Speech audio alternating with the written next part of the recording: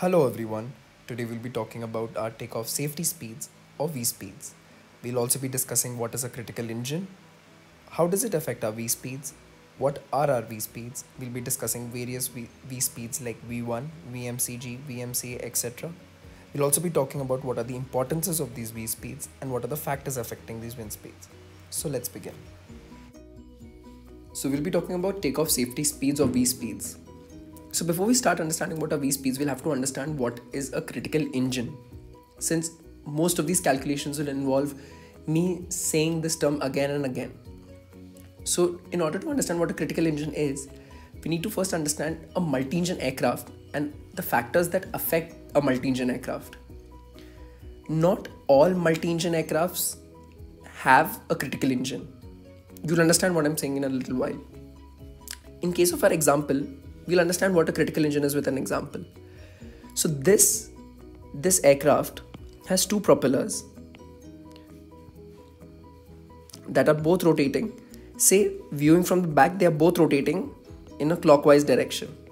Okay, if we were to view this aircraft from the back, both of these aircraft's propellers are rotating in a clockwise direction. So there's something called as a P factor. So the P factor is when the downward propeller, if this is a propeller and it's rotating clockwise, the downward going propeller produces more thrust than the upward going propeller. Meaning, in this case, if both of them are rotating in a clockwise direction, then this is the downward going propeller. Hence, the thrust produced on this side is more than the thrust produced on this side. Similarly, the thrust produced on this side is more than the thrust produced on this side. So both of them have their thrust lines as such. In case of our left engine, our thrust line would be here. It would lie towards the inner side of the wing or towards the fuselage. In terms of a right engine, it would lie away from the fuselage or to the right side towards the outer side of the wing. This is all true when we are assuming that our propellers are rotating clockwise when viewed from the back. Okay, now that you guys understand how the thrust lines behave and what are these lines and why are they positioned in this way, now what you need to understand is that there is a difference in the arm length from the longitudinal axis of the aircraft. If you see, the orange line here marks the longitudinal axis of the aircraft and this distance is your arm. Now to simplify this, think of it as a door. During school, when we used to study the example of torque, we were all told that pushing a door from its outer edge is way more easier than pulling it from its closer to the hinge. Why? Because your arm length into force gives you torque. Similarly, the force acting here and the arm length produces a little torque. Now what is a critical engine? Imagine if my right engine were to become inoperative. In that case, I only have my left engine running, which is rotating in a clockwise direction, and its thrust line lies here. And this is the arm length. So it will produce an overall torque in this direction. Okay. Now, but if I have my left engine inoperative, both of them rotating in clockwise direction here as well, I have my thrust vector here, and this is my arm length. If you see, the arm length here is way lesser than the arm length here, but the force produced are the same. So this produces a little more torque. Meaning, now if I were to give you the definition of critical engine, it will be easy for you to understand. Critical engine is basically that engine on a multi-engine aircraft whose failure will cause maximum directional loss. Now, if my right engine were to fail, I will have some directional loss, but it will not be as significant if I were to compare it to an aircraft with its right engine, with its left engine lost and the right engine operative. If my right engine is operative and my left engine has failed, I'll be experiencing way more torque, and I'll have to counteract this torque. I'll have way more directional loss than I would in this case. So this explains what a critical engine is. Now that we've understood what a critical engine is and what defines a critical engine in an aircraft, let's start talking about V speeds. Before we start talking about V speeds in a little more detail, you'll need to understand what is the technical definition of a takeoff. So takeoff begins with brake release and continues all the way down the length of the runway until it achieves a dedicated height free of obstacles or above obstacles. In our case, that will be above clearway. This defined height is called our screen height. Again, what is a screen height? It is the minimum height that an aircraft must achieve before the end of our TODA, which is this. This is our TODA. If you don't know what TODA, ASDA or LDA is, you can check out our last video that speaks about all these declared distances. Coming back to the topic. Now, a screen height is the minimum height that an aircraft must achieve before the end of our TODA in the event of an engine failure or takeoff. For a category B aeroplane, this screen height is at 50 feet. And for a category A aircraft, the screen height is 35 feet for a dry runway. Okay? Fine. Now that we've established that, there are few parts of the runway for those who are not aware. This is called a clearway. This is a stopway. This is our runway. This is our taxiway. Okay, we speak a lot more about detail in this in our previous video. You can check it out. Now, when we are starting a takeoff, when we are taxiing in, it's not that we can use our whole runway to taxi, right? When we are taxiing in, we'll have to factor some distance for this turn. And this has to be very precise. This is given by the aircraft manufacturer itself as to how much distance will it take for an aircraft to turn. Because I cannot use this whole runway to turn, then I will have insufficient TORA. Okay, I will have insufficient takeoff run available. And even insufficient TODA, I will have both of the things which will be inefficient. Okay, so I will have to factor this distance since the length of the runway available to me will be limited. So first, I'll have to factor my turning radius of the aircraft. Now that I've achieved this and I've factored my turning radius, I will come here onto the runway. Now, from here we'll start our discussion about V speeds. Let's position our aircraft first. Okay. Before we start talking about V speeds, there's something else also that's very essential for you to know. Firstly, all the V speeds are calculated with one engine inoperative. Otherwise, your V speeds are nothing but your one engine inoperative speeds. Basically, these speeds have to be achieved even if you're facing an engine failure in one of your engines, right? So now if you're facing an engine failure somewhere along this runway, okay, we have different kinds of V speeds. The first speed which we would have is called VMCG, okay, which is nothing but it's your minimum controllable speed on ground. Okay, what does this mean? It is at this speed that it would be possible to continue the takeoff. Okay, it would be possible to continue the takeoff and maintain directional control using rudder only. Using rudder only. Okay, no nose wheel control.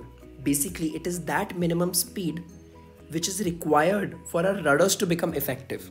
Now, why is that? See, our rudders require a certain amount of dynamic pressure on them. And in order to achieve the dynamic pressure, we will have to move forward, right? We'll increase our thrust, we will move forward. Then we'll have some dynamic pressure onto the rudder. And it is after this certain amount of distance that we achieve that speed, which is our VMCG. Okay. This speed is calculated in a way that we have to achieve this even if we have our one engine inoperative. Okay. This is very crucial because this provides us directional control of the aircraft. Again, what is VMCG? VMCG is that minimum speed after which or above which it would be possible to continue the takeoff and maintain the directional control of the aircraft using rudders only. There will be no nose wheel steering. It will be only rudders that will be giving our directional control in the event of a critical engine failure. That is our VMCG. Moving forward, our next speed, which would be Vs or stalling speed. This is that speed which is bare minimum to start the production of lift. Below this speed, there's no production of lift over the wings. Yes, there is airflow, but it is not enough for the wings to generate lift, to start generating lift. We'll talk more about stall when we're talking about the technical subjects. But for now, what you need to understand is that it is that speed below which the aircraft's wings are not generating lift. Okay, it is at this speed that they started generating lift. Okay, that's your Vs. Now, your next speed in sequence would be VMCA. Okay, what does VMCA mean? VMCA is your minimum controllable speed in air. It is at this speed that full rudder deflection would be necessary to maintain our wings level and our ailerons become active. Why is that? See, we just spoke that it's at stalling speed that the airspeed over the wings has increased enough for us to finally start the generation of lift, right? So now, once the air has started flowing over the wings, our ailerons are still not operative. And in case of one engine failure, like we spoke when we were talking about critical engines, our aircraft is going to yaw towards one side, right? So now, in order to get it back, we need a certain amount of air to make most of our controls effective. At VMCG, yes, we had enough speed to get our rudder effective, but it is at VMCA that our ailerons become effective. Okay, now we can even use our ailerons to bank the aircraft and to correct its direction. So the maximum amount of bank that is permitted in this case would be 5 degrees bank. Okay, so again, what is VMCA? VMCA is the minimum controllable speed in air, and it is at this speed that your full rudder deflection would be necessary to maintain the wings level and your ailerons will start becoming active. It is here that you can start banking the aircraft if you were to use it to correct the direction of your aircraft in event of one engine failure. Okay, now the next speed is V1. Okay, now V1 is the most important speed. V1 is also called as decision speed.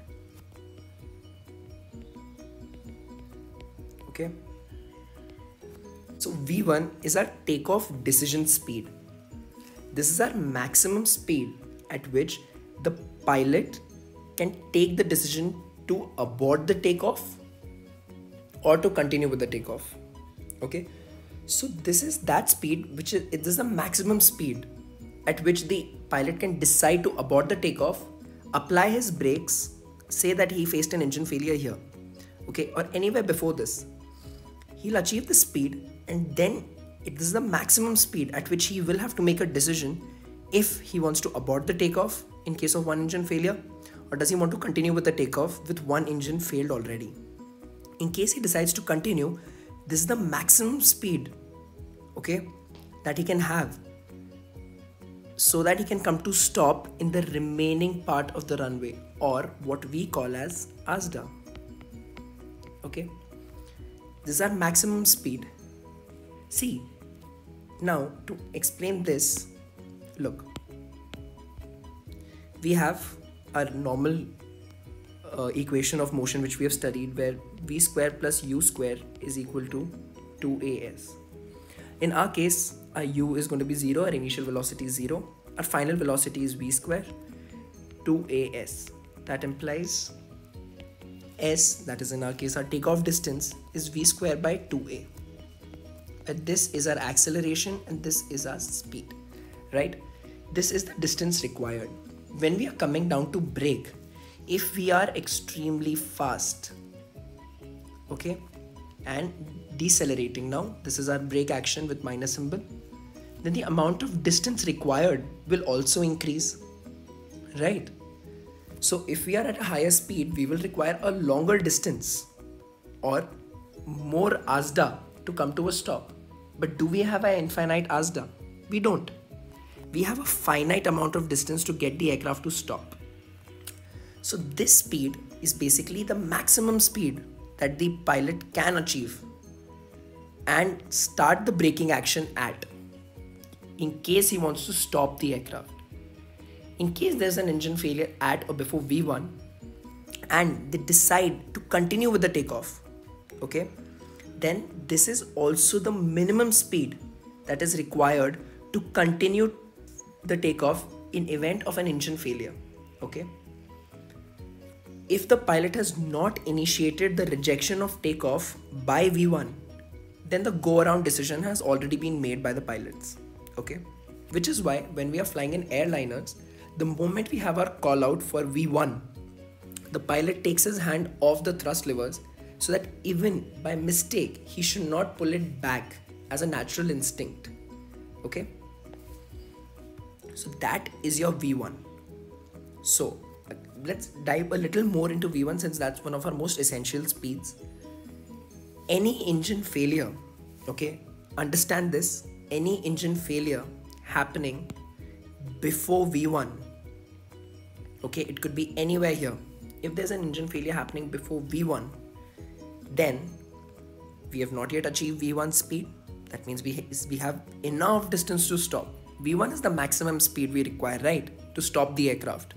If our aircraft has had an engine failure before V1, that means we've still not achieved that maximum speed, meaning we still have enough distance to stop. How do we say that in technical terms? It means we have sufficient ASDA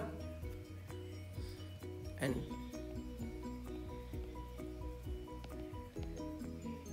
insufficient TODA.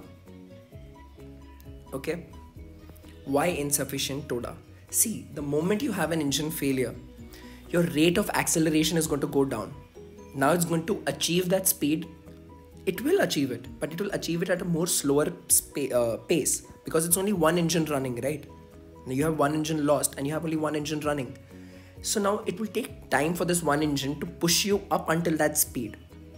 Okay, and that is what your takeoff distance available means, right?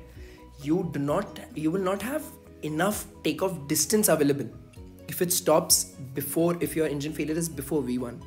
But say that you have an engine failure at or after V1, that's somewhere here. Okay, you have an engine failure somewhere here. Now you do not have sufficient ASDA, so now you have insufficient ASDA, but you have sufficient TODA. Why? I'm sure you understand why insufficient ASDA, because once we've crossed V1, we will still be able to apply brakes. Yes, we can still cut the engines out and we can still apply brakes, but the distance available to us to stop is not enough for the aircraft to stop. Okay, that's explained here. So we will have to continue with the takeoff after V1. Why does it say sufficient TODA?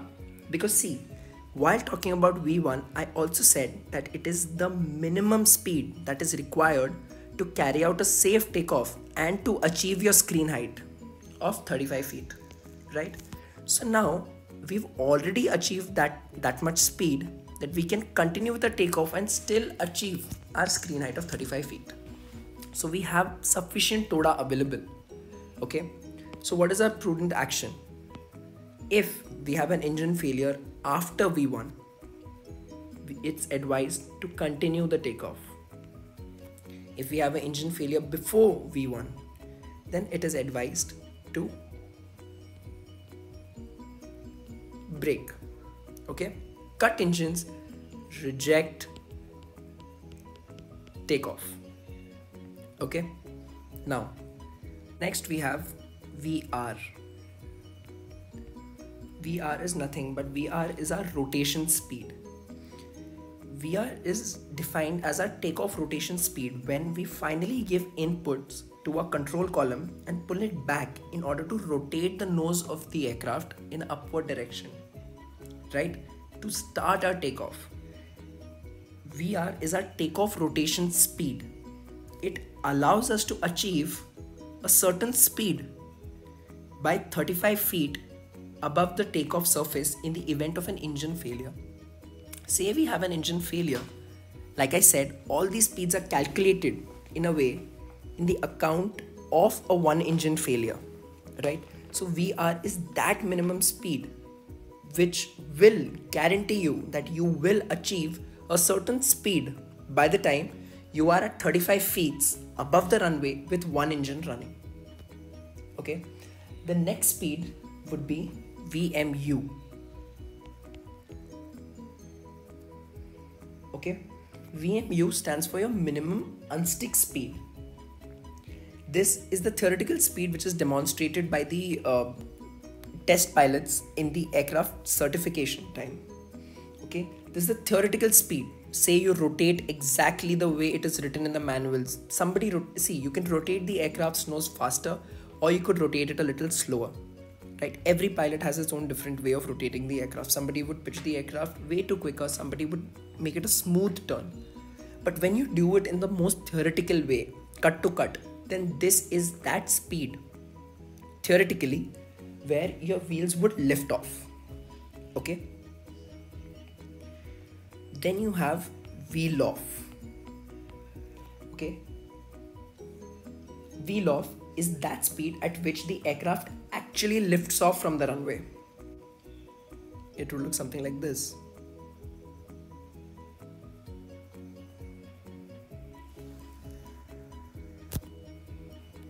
Okay, this is our lift-off speed where our main gear actually lifts off the runway.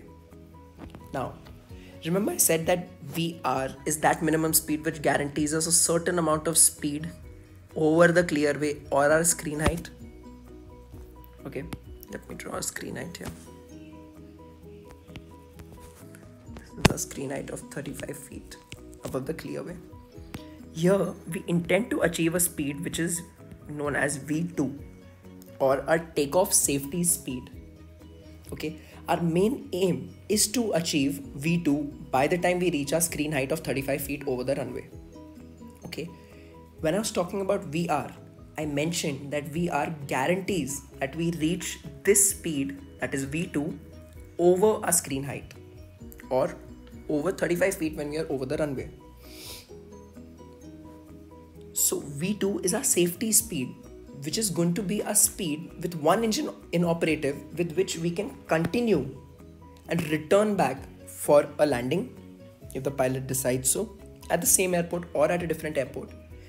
Or if I were to frame it in a better way, V2 would be that speed at which we can continue our takeoff segments, our initial climb out of the airport, and then probably fly back, land at an alternate aerodrome or land at the same aerodrome, depending upon whatever the payload is, whatever the restrictions are. So V2 is that essential speed which is possible to achieve in case we don't reject our takeoff in case of an engine failure at V1 or after V1. We continue with the takeoff, we reach VR, we rotate the aircraft, we reach our wheel off, our main wheels lift off the ground, we continue all the way till our screen height, we achieve our screen height over the clearway, we achieve a height of 35 feet, and we also achieve, by the time we are at this screen height of 35 feet, we've also achieved the speed of V2, which is our takeoff safety speed. This speed is good enough for us to A, have directional control of the aircraft, second, to make our initial climb out and carry out our takeoff segments. Okay, now usually it's advised to maintain a speed which is slightly greater than V2. That's to be on the safer side. Look, there's always a chance that the pilot might not be able to achieve, say your V2 is 140 knots. There's always a possibility that the pilot would end up maintaining 130, or not in all cases would it be possible to maintain 140, which is why we always carry a little buffer and we always intend to reach V2 plus 10 over the clearway. This is only a safety procedure. We do this purely just to be in the safety margins of flying, right? And this explains all your V speeds. Now there are some essential things about these V speeds. Now there are a few things that we need to keep in mind when we're talking about V speeds.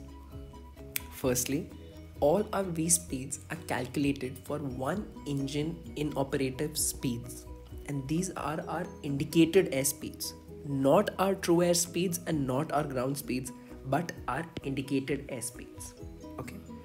VMCG, or minimum controllable speed on ground, when we're calculating, the rudder pressure should not exceed 150 pounds. Okay, and the max centerline deflection that is permitted is 30 feet. Meaning, if in this picture, like you see, this is our VMCG. If we have an engine failure at VMCG, we can max deviate by 30 feet, before which we regain control again. This is our max permissible deviation allowed. VMCA, the rudder pressure should not exceed 150 pounds, just like this one. The bank angle that is max permitted is 5 degrees bank in case we have a one engine failure. Our max bank angle is 5 degrees bank, and our directional change should not exceed 20 degrees. Okay. Now VR. Now VR is a specified speed for a specified condition. That's what it says here. Meaning, see, when we are talking about speeds, look, in order to lift off, the weight of the aircraft has to be balanced by lift, right? This is in order to be in a steady flight. In order to continue climbing, the lift has to be more than the weight of the aircraft that's acting downwards. Now, what is lift? Lift is given by CL half rho V square S, right? Where CL is the coefficient of lift, rho is the density, coefficient of lift, rho is the density, V is our velocity, S is the surface area of a wing. We cannot do much with the coefficient of lift because during takeoff configuration, our coefficient of lift is set with our flaps extended to takeoff position. Our density of the air is also not effectively changing. The surface area of the wing is also fixed. The only thing we can change is our velocity. So we need to accelerate to a particular velocity before which we can lift off. Correct? So an increase in speed would increase the lift, which would in turn balance the weight and intend in a lift off. So say the weight of the aircraft has increased. The weight has now increased. Okay? An increase in weight will cause an increase in lift, and an increase in lift will end up with us compensating by an increase in speed. So for specified conditions, for specific weight conditions, for specific weather conditions, because density will also have a role to play here. How's that? When I say density does not change, I mean if you are talking about one particular airport during our takeoff run, yes, density does not change. The only variable we can manipulate is our speed. But say we are talking about two different airports. One is at a higher altitude where density is lesser. Okay? Where density is lesser, that will again have to be compensated in terms of speed. Right? So all of our VR is specified for specific conditions of weight and atmospheric conditions. Okay? Now, a lower V1. Okay? What was V1 again? Our V1 is that speed, that maximum speed at which we can cut our engines off and we can reject a takeoff, and we'll still have enough distance to stop the aircraft safely, to have a safe rejected takeoff, right? And it's also the minimum speed that is required in order to continue or initiate a takeoff, right? So a lower V1 would mean we have a reduced accelerated stop distance required, right? We would require lesser distance to stop, right? We'll be at a lower speed, so the amount of distance required to get that aircraft to stop will also be lesser. But in case we decide to continue with our takeoff, it will increase our takeoff distance required. Why? Because now we have our one engine inoperative. In order to achieve our VR, which is our rotation speed, where we actually will rotate the nose of the aircraft to start our takeoff, right? To pitch the nose up and start climbing out. In order to reach VR, we will need a lot more distance. Moreover, because we have reduced thrust, in order to reach a speed of V2 above screen height will also take time. Since our acceleration now is slower, since we now have only one engine. So a lower V1 will result in a lower accelerated stop distance required. Yes, lower speeds, lower distance required to come back to a full stop. But in case we intend to continue, then we will need a little more distance in order to achieve our VR and in order to reach and gain enough acceleration in order to reach our V2 over the screen height. So here I have a very interesting question for you. All of you all take 10 seconds and tell me that in case of a wet runway, which speed will get affected? Of all of these speeds, have a look at the screen. Tell me which speed do you think will get most affected?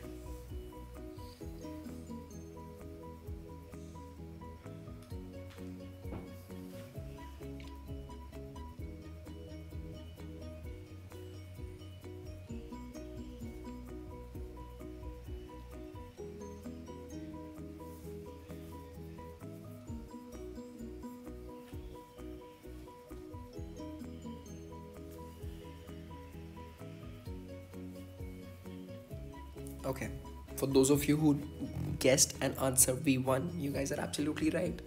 Because it's all in the definition of V1. When you understand what V1 is that maximum speed at which the pilot can decide that, hey, once you reach that speed and you cut your engines off, you will still have enough distance remaining to stop the aircraft.